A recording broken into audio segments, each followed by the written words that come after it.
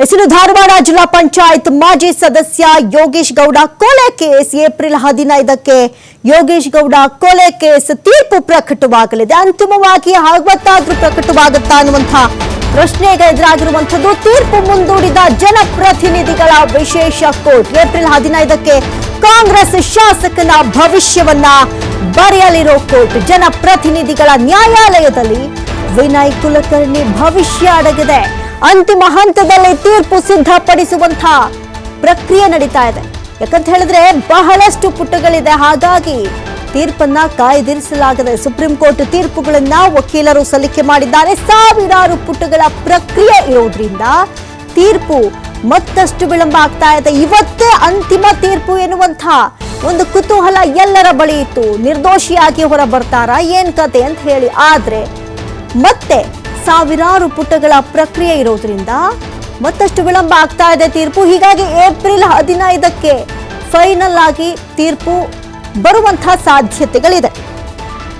ನೋಡಿ, ಧಾರವಾಡ ಜಿಲ್ಲಾ ಪಂಚಾಯತ್ ಮಾಜಿ ಸದಸ್ಯ ಯೋಗೇಶ್ ಗೌಡ ಕೊಲೆ ಕೇಸ್ ಏಪ್ರಿಲ್ 15ಕ್ಕೆ ಯೋಗೇಶ್ ಗೌಡ ಕೊಲೆ ಕೇಸ್ನ ತೀರ್ಪು ಕಾಯ್ದಿರಿಸಲಾಗಿದೆ. ತೀರ್ಪನ್ನ ಮುಂದಿಡುವುದಿಲ್ಲಿ ಜನಪ್ರತಿನಿಧಿಗಳ ವಿಶೇಷ ಕೋರ್ಟ್. ಏಪ್ರಿಲ್ 15ಕ್ಕೆ ಕಾಂಗ್ರೆಸ್ ಶಾಸಕನ ಭವಿಷ್ಯವನ್ನ ಬರೆಯಲಿದೆ ಕೋರ್ಟ್. ಅಂತಿಮ ಹಂತದಲ್ಲಿ ತೀರ್ಪನ್ನ ಸಿದ್ಧಪಡಿಸುವಂತಹ ಪ್ರಕ್ರಿಯೆ ನಡೀತಾ ಇದೆ. ಮತ್ತಷ್ಟು ಡ್ರ್ಯಾಗ್ ಆಗುತ್ತೆ ಅಂತ ಹೇಳಕ್ಕಾಗಲ್ಲ, ಹಾಗಂತ ಇಮಿಡಿಯೇಟ್ ಆಗಿ ತೀರ್ಪು ಕೊಡೋದಕ್ಕೂ ಆಗಲ್ಲ. ಯಾಕಂತ ಹೇಳಿದ್ರೆ ಸಾವಿರಾರು ಪುಟಗಳ ಪ್ರಕ್ರಿಯೆ ಇದೆ. ಇವತ್ತೇ ಅಂತಿಮ ತೀರ್ಪು, ಇವತ್ತೇ ಅವರು ಜೈಲು ಪಾಲಾಗ್ತಾರಾ ಅಥವಾ ನಿರ್ದೋಷಿಯಾಗಿ ಇಡೀ ಕೇಸಿಂದ ಮುಕ್ತರಾಗ್ಬಿಡ್ತಾರಾ? ಯಾಕಂತ ಹೇಳಿದ್ರೆ 2016ನಲ್ಲಿ ಶುರುವಾದಂತಹ ಈ ಕೇಸ್ ಈಗಾಗಲೇ 2026 ಬಂದ್ರು ಯಾವ ಹಂತಕ್ಕೆ ಹೋಗಿದೆ ಅನ್ನುವಂಥದ್ದನ್ನ ಪ್ರಶ್ನೆಯಾಗಿ ಉಳಿದಿತ್ತು. ಆದರೆ ಇವತ್ತು ಫೈನಲ್ ಆಗಿ ಒಂದು ತೀರ್ಪು ಬರುತ್ತೆ ಎನ್ನುವಂತಹ ನಿರೀಕ್ಷೆ ಇತ್ತು. ಆದರೆ ಮತ್ತಷ್ಟು ವಿಳಂಬ ಆಗಿದೆ. ಸಾವಿರಾರು ಪುಟಗಳ ಪ್ರಕ್ರಿಯೆ ಇರೋದ್ರಿಂದ ತೀರ್ಪು ಮತ್ತಷ್ಟು ವಿಳಂಬ ಆಗಿದೆ. ಹೀಗಾಗಿ ಏಪ್ರಿಲ್ 15ಕ್ಕೆ ತೀರ್ಪನ್ನ ಕೋರ್ಟ್ ಮುಂದೂಡಿದೆ. ನೋಡಿ, 2016ರ ಜೂನ್ 15ರಂದು ನಡೆದಿದ್ದಂತಹ ಯೋಗೇಶ್ ಗೌಡ ಕೊಲೆ ಇದು ರಾಜಕೀಯ ವೈಷಮ್ಯದಿಂದ ಧಾರವಾಡದಲ್ಲಿ ಹತ್ಯೆಯಾಗಿತ್ತು ಅನ್ನುವಂಥದ್ದು ಆರೋಪ. ಜಿಮ್ನೊಳಗೆ ಯೋಗೇಶ್ ಗೌಡನನ್ನ ಕೊಲೆ ಮಾಡಲಾಗಿತ್ತು. ಇದೇ ವಿಚಾರಕ್ಕೆ ಸಂಬಂಧಪಟ್ಟಂತೆ 15ನೇ ಆರೋಪಿ ಆಗಿದ್ರು. ಸದ್ಯಕ್ಕೆ ಏಪ್ರಿಲ್ 15ಕ್ಕೆ ಭವಿಷ್ಯವನ್ನ ಬರೆಯಲಿದೆ ಕೋರ್ಟ್.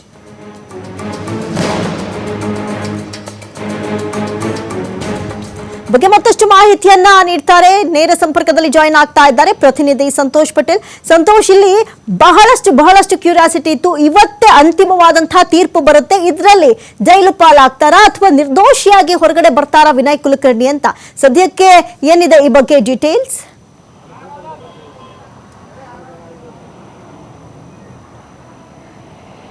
ಅಮೃತ, ಏನು ಈಗಾಗಲೇ ಯೋಗೇಶ್ ಗೌಡ ಹತ್ಯೆ ಪ್ರಕರಣಕ್ಕೆ ಸಂಬಂಧಪಟ್ಟ ಹಾಗೆ ಕೋರ್ಟ್ನಲ್ಲಿ ಟ್ರಯಲ್ ನಡೆದಿರುವಂಥದ್ದು. ಇವತ್ತು ದೋಷಿ ಅಥವಾ ನಿರ್ದೋಷಿ ಅನ್ನೋದ ಸುಮಾರು 21 ಆರೋಪಿಗಳಿಗೆ ತೀರ್ಪನ್ನು ಕೊಡಬೇಕಾಗಿತ್ತು. ಅದರಲ್ಲೂ ವಿಶೇಷವಾಗಿ ಮಾಜಿ ಸಚಿವರು ಮತ್ತು ಹಾಲಿ ಶಾಸಕರಾಗಿರುವಂಥ ವಿನಯ್ ಕುಲಕರ್ಣಿ ಕೂಡ ಇದರಲ್ಲಿ ಅಪರಾಧಿಕ ಒಳಸಂಚು ಮಾಡಿರುವ ಹಿನ್ನೆಲೆಯಲ್ಲಿ A15 ಆಗಿ ಇವರನ್ನು ಕೂಡ ಈ ಹಿಂದೆ ಬಂಧನ ಮಾಡಲಾಗಿತ್ತು. ಸಿಬಿಐನಲ್ಲಿ ಪ್ರಕರಣ ದಾಖಲಾದ ಬಳಿಕ ಸಿಬಿಐನಲ್ಲಿ ಇಡೀ ಪ್ರಕರಣವನ್ನು ತನಿಖೆ ನಡೆಸಿದ ಸಂದರ್ಭದಲ್ಲಿ 21 ಜನ ಆರೋಪಿಗಳು ಇದರಲ್ಲಿ ಇನ್ವಾಲ್ವ್ಮೆಂಟ್ ಇರುವಂಥದ್ದು ಗೊತ್ತಾಗಿ ಅವರನ್ನು ಕೂಡ ಬಂಧನ ಮಾಡಲಾಗಿತ್ತು. ಅದಾದ ಬಳಿಕ ಸುಪ್ರೀಂ ಕೋರ್ಟ್ಗೆ ಹೋಗಿ ವಿನಯ್ ಕುಲಕರ್ಣಿ ಕೂಡ ಒಂದು ಜಾಮೀನನ್ನು ತೆಗೆದುಕೊಂಡಿದ್ರು.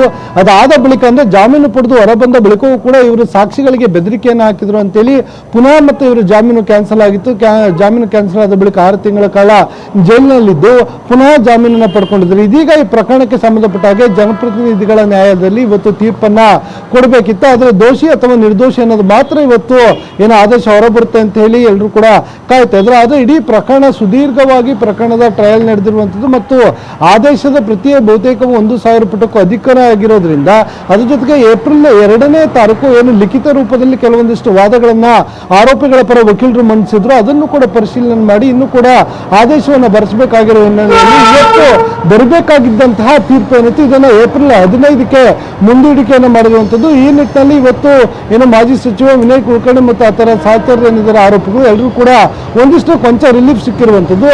ಆದರೆ ಇಡೀ ಪ್ರಕರಣದಲ್ಲಿ ಅದರಲ್ಲೂ ವಿಶೇಷವಾಗಿ ವಿನಯ್ ಕುಲಕರ್ಣಿ ವಿರುದ್ಧ ಸಾಕಷ್ಟು ಸಾಕ್ಷಿಗಳು ಕೂಡ ಈಗಾಗಲೇ ಲಭ್ಯವಾಗಿದೆ ಅನ್ನೋ ಮಾಹಿತಿ ಇರುವಂಥದ್ದು. ಆ ಪ್ರಕರಣದಲ್ಲಿ ಸುಪಾರಿ ಕಿಲ್ಲರ್ಸ್ಗಳು ಏನಿದ್ರು ಅವ್ರನ್ನ ಭೇಟಿಯಾಗಿದ್ದಿರ್ಬೋದು, ಇಲ್ಲ ಚಾಲಕ ನೀಡಿರುವಂತಹ ಹೇಳಿಕೆಗಳಿರ್ಬೋದು, ಅದರ ಜೊತೆಗೆ ಜಾಮೀನು ಪಡೆದು ಬಂದ ನಂತರ ಇವರು ಸಾಕ್ಷಿಗಳಿಗೆ ಬೆದರಿಕೆ ಹಾಕಿದ್ದಿರ್ಬೋದು, ಅದರ ಜೊತೆಗೆ ಆರೋಪಿಗಳಿಗೆ ಇವರ ಹೆಸರಿನಲ್ಲೇ ರೂಮನ್ನು ಬುಕ್ ಮಾಡಿಕೊಡ್ಲಾಗಿತ್ತು ಅನ್ನೋ ಮಾಹಿತಿಗಳು, ಈ ರೀತಿಯಾಗಿ ಹಲವು ಸಾಕ್ಷಿಗಳು ಪತ್ತೆಯಾಗಿರುವಂಥದ್ದು. ಈ ಎಲ್ಲ ಸಾಕ್ಷಿಗಳನ್ನ ಇಟ್ಕೊಂಡು ನ್ಯಾಯಾಲಯ ಜಡ್ಜ್ಮೆಂಟ್ ಕೊಡುವಂಥ ಸಾಧ್ಯತೆ ಇದೆ. ಒಂದು ವೇಳೆ ಅವರು ದೋಷಿ ಅಂತ ಹೇಳಿದ್ರೆ ಜೀವಾವಧಿ ಶಿಕ್ಷೆಯವರು ಕೂಡ ಆಗುವಂತ ಸಾಧ್ಯತೆಗಳಿರುತ್ತೆ. ಅದೇ ಶಿಕ್ಷೆಯ ಪ್ರಮಾಣವನ್ನ ನ್ಯಾಯಾಲಯ ಯಾವ ರೀತಿಯಾಗಿ ಅಂದ್ರೆ ಸಿಕ್ಕಿರುವ ಸಾಕ್ಷಿಗಳನ್ನ ಆಧಾರವಾಗಿಟ್ಕೊಂಡು ಶಿಕ್ಷೆಯ ಪ್ರಮಾಣವನ್ನ ಘೋಷಣೆ ಮಾಡುವಂಥದ್ದು.